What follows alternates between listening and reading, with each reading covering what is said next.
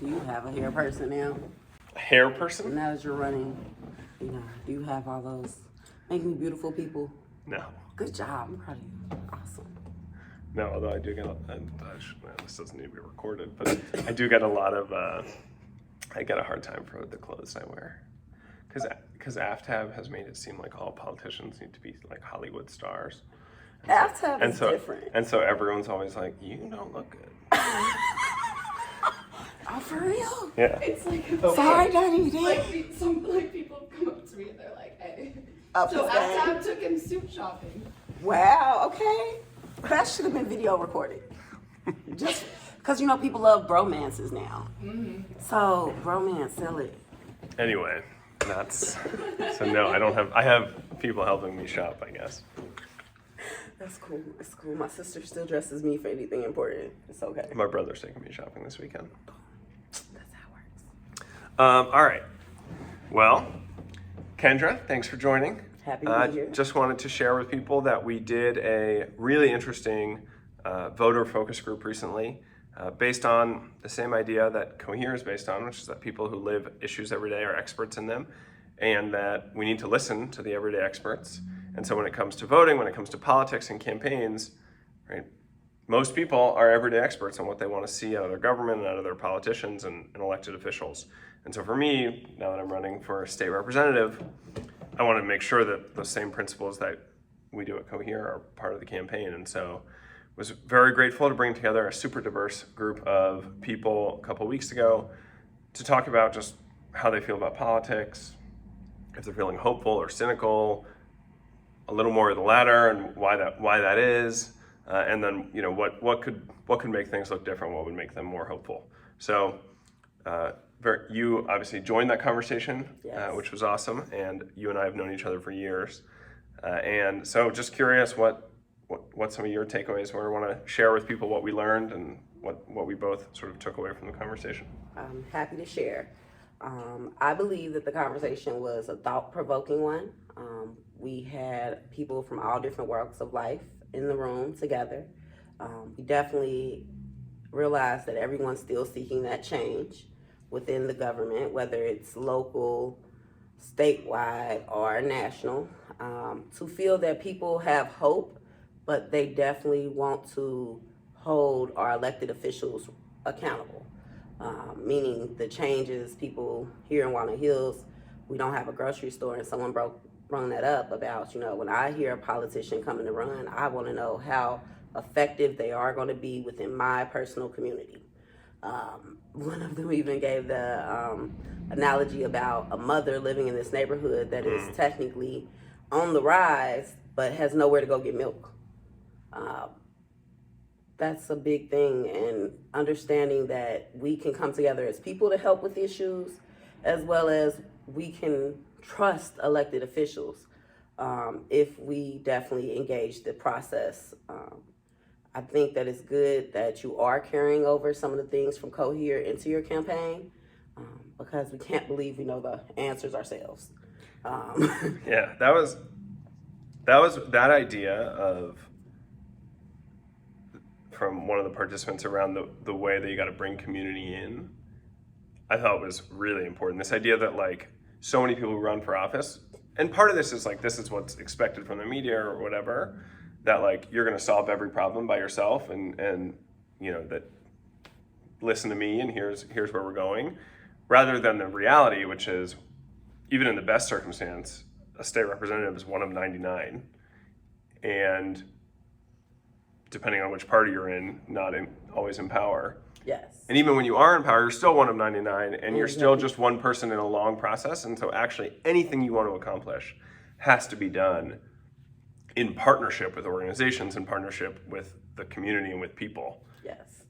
And I think it was a good reminder of that. Definitely. And will you just introduce yourself? Sorry, I should. Hi, all. I'm Kendra Davis. As Dunya said, we've known each other for years. I'm considered a bridge builder. You said it like that. Well, wait. It's not a bad thing. It's just, it's a term that I've grown to accept and embrace. And it has helped me further my own ambitions. I started out as a member of the Women's Advisory Board, Women's Fund Advisory Board, and now I'm on the Women's Fund Leadership Council. So just understanding politics as well as boards functions. I'm really grateful to Cohere because connecting me as an everyday expert to those decision makers helped me understand how some decisions aren't even made by elected officials. So one of the things that I would like to say that I really took away from the conversation was we had two young people in the room, and to hear them as college students and a recent college grad, inspired me that change may come, not necessarily my generation, but the next generation. And that they're thoughtful and they're thinking and they're going through things and they want to solve things. One lady is aspiring to become a lawyer, and she's a Black woman. Gotta say that. So for me, it's hope. Also sitting in the room with someone who declares herself as, upper economical, well, I don't want to call her rich because I don't think she called herself rich, but she's a business owner is what she introduced herself as. And still saying, hey, my opinion matters, but I want to hear more from those people that are experiencing it and getting in touch with the politicians, because politicians are on my line all the time. And I'm telling them, I'm not who you need to talk to. That made me feel happy because it's like the shift in power is happening from the trickle down. They're saying you're talking to the wrong person. One of the ladies, not even in the Cincinnati district, told us how happy she was that Aftab Perel got the mayor position. And she's in College Hill, So the fact that the city is going through things and changing as far as from the old guard to the new guard, not having so much of the same old. This is what I think actually helps people get excited about politics again when we start seeing changes. We talked about Mitch McConnell and how he's a long-sitting senator House or senator, yes, in Kentucky.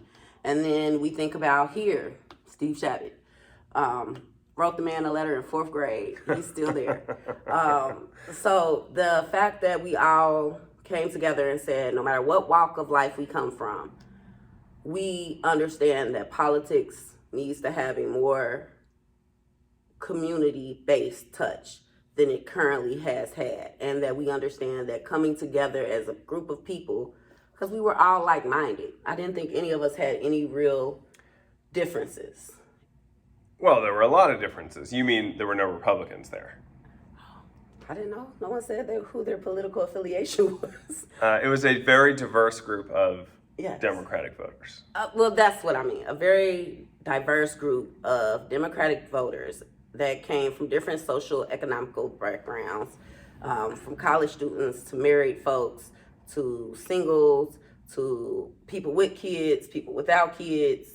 It was a good group of people talking about their personal experiences and what they expected from politicians. So, because the thing about the milk really stuck with me too. What were your thoughts on the way people talked about how not just elected officials but candidates need to be of service in the process of running to the community, to be out there sort of doing good things aside from politics? Oh, I definitely believe in the giving back. I believe the couple from Evanston, Darnell, spoke to it about the fact that there are services that have nothing to do with your campaign that should be going on. Whether it's cleaning up the neighborhood, whether it is simply providing a service that neighborhood needs, or getting engaged in schools, or engaged in just walking around and seeing who you're really serving. It's one thing to drive through a neighborhood and say you visited. It's another to get out and walk that neighborhood, to know what the local hangout spot is, to actually talk to every voter and let them know, voter or non-voter. That's the other thing. I want a politician who's not just chasing votes, he's chasing people. Why? Because a non-voter can easily become a voter. Amen to that. With that being said, hear them. Darnell really spoke to look at where you're at, see what's going on.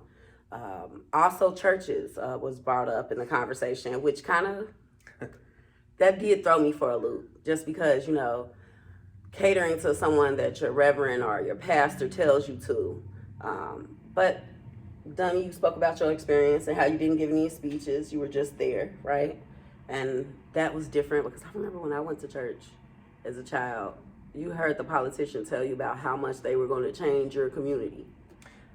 I think this is one I'm posting a lot of Sundays from time I'm spending in church, and I think there's a misconception, or maybe a conception of how it used to be. I can't speak to what it was like when politicians would come and speak to a congregation, and maybe the leader, the pastor, or the reverend would say, support this person. But that has not been my experience. For me, it's a chance. Anytime there's a group of people meeting, it's a chance to meet people all at once. And so the way it's been working for me is you show up, you worship with the congregation, and then the pastor or the reverend will say, hey, there's an elected official or a candidate or two here. You should grill them, ask them your questions. They're going to wait for you in the hallway after services. And that's what it's been like. And people Have do. you been grilled? Totally. and no, and it's great. And like, it's the same. I sort of feel the same when I've been going to a lot of high school basketball games. It's a place where a lot of people are. And so you go and you want to talk, you want to go and meet them and talk to them. So Okay. it's not, I think it's easy to think that it's what you're describing, where it's like, oh, the reverend is like trying to Sheep. deliver the Like people are votes. being But that has not been my experience at all. Which I'm excited. I always had faith in you, but yes, I do believe in the Bridge Builder brand of networking and getting to know people. And I think that discussion was a great one. I found out like 4 people live around the corner from me that I never even knew, and that was cool. Dealing with our neighborhood issues and understanding mainly that these things can be changed. A lot of us were optimistic, and some of us were not. And it was based on the fact that no one's doing what you're speaking about. Yeah. So I think my take back was there are changes that need to be made, and it's not so hard to realize what they are. Favorite idea that someone had? I think my favorite idea, probably my inspiration, was the young lawyer student who said that, I'm going to go back to college and become a lawyer. At first she said, I'm thinking. Yeah. And then she was empowered and said, I am going back to become a lawyer because I want to affect change in my community. The young man, when he was speaking about, the issues between his classmates that graduated from high school getting to college, and we all came together and started talking about that shouldn't be the case.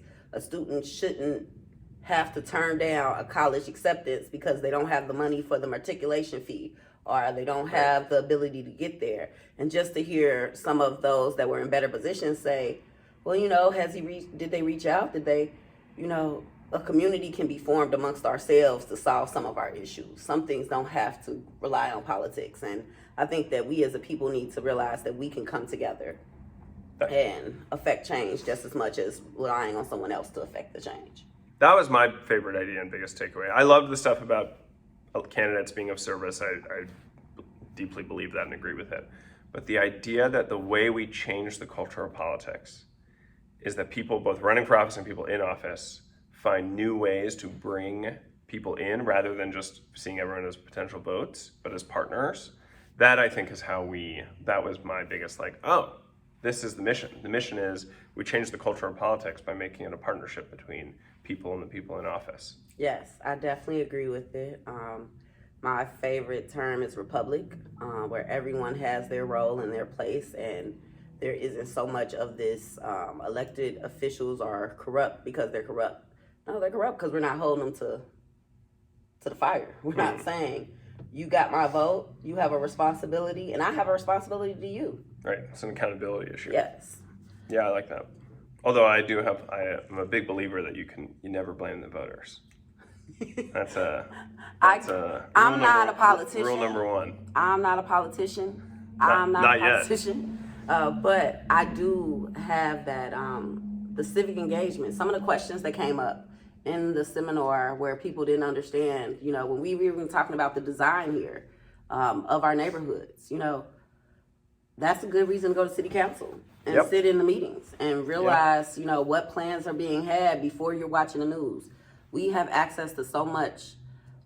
I don't even think you have to go down there anymore. I believe there's a public access where you can watch them. You don't have to go. You can watch it on TV and be informed of what decisions are being made in your city. And it's just important that we get back to civics and understanding how things work within our city and not feeling like we have no power. We definitely have power. Do know that your voice counts, but also your decision and critical thinking counts. Yeah, I told you, I started my day talking to a high school class about civics. I'm going to end my day end their school day talking to a high school class about civics. So yeah, I couldn't agree more. Yes. Kendra, thanks for doing this. Thanks for joining the group a couple weeks ago. Thanks for everything you do Always. for the city, and thanks for talking to me about this. My pleasure, Chick-fil-A. And I hope this was useful. We're going to share more of the insights from the focus group as we can. We've been trying to share them in different forms, and we're definitely going to keep doing more because changing the culture of politics and how people relate to their government is a huge part of why I'm running, and will be a constant work in progress. So hope everyone's doing well. Thank you.